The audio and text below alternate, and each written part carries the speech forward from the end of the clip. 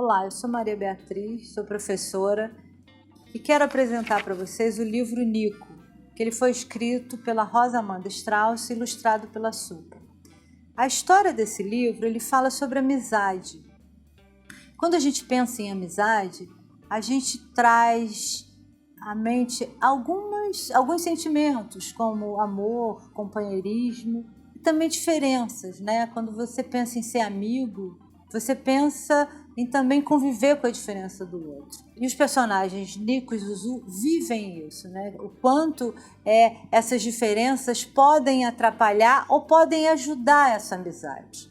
Então, no decorrer da história, a gente vai conhecendo o que o Nico e a Zuzu fazem um pelo outro. Então, na história desse livro, a gente conhece o quanto o Nico e a Zuzu fazem pela sua amizade. O livro Nico, trazendo com os personagens Zuzu e Nico, essa relação que, em geral, no 6º e 7º ano, as amizades são sempre um pouco mais críticas, né? Quer dizer, o corpo do outro, a voz do outro, a maneira que o outro se comporta.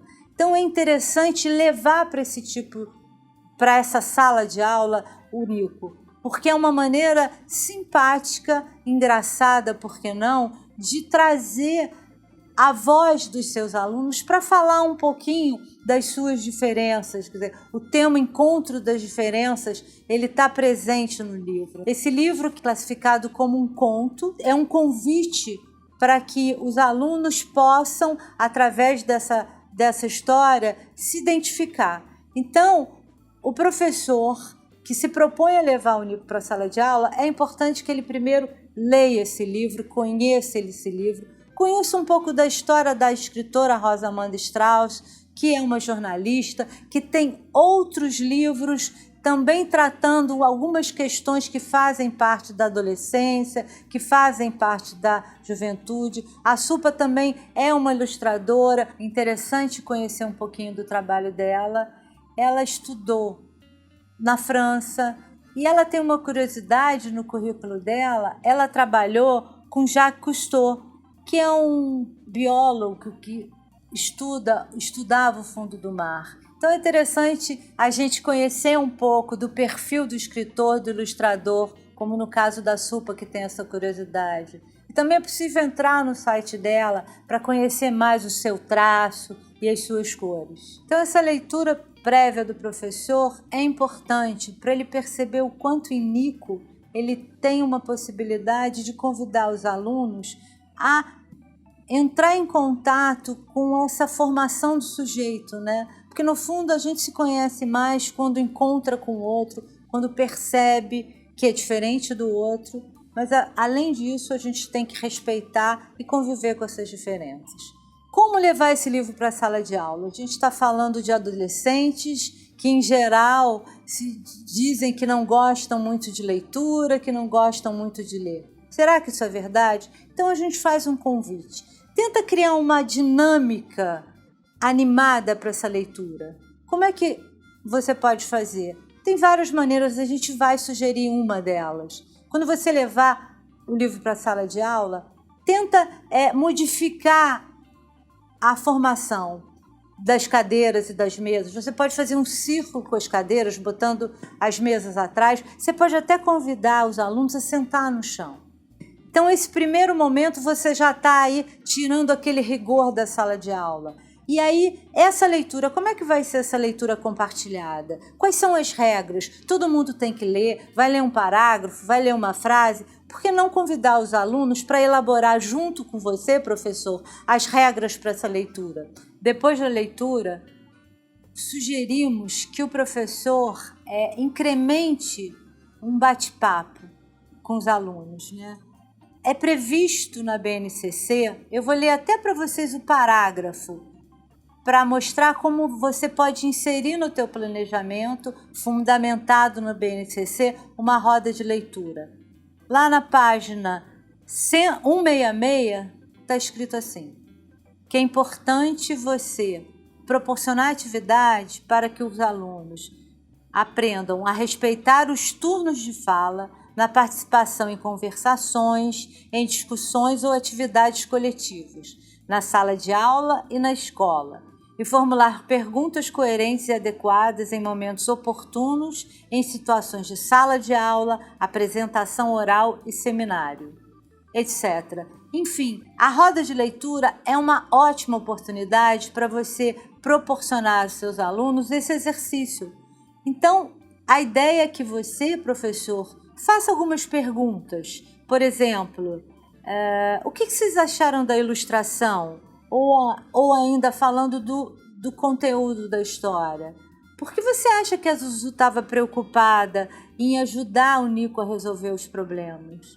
Então você pode, professor, depois da leitura, aquecer um bate-papo, lançando algumas perguntas, pedindo, por exemplo, para os seus alunos observarem as ilustrações, né?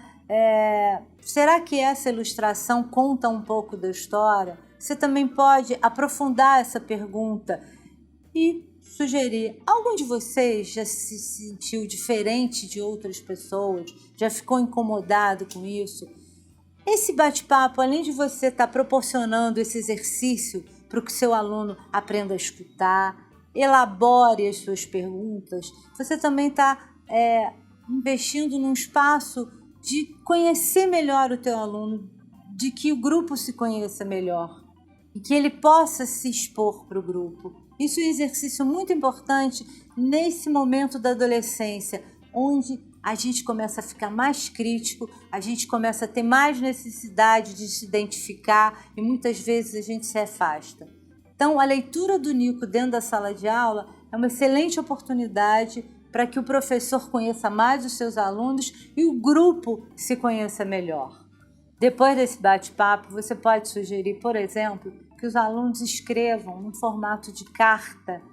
Por que Zuzu fazia pergunta? Por que Nico é desse jeito?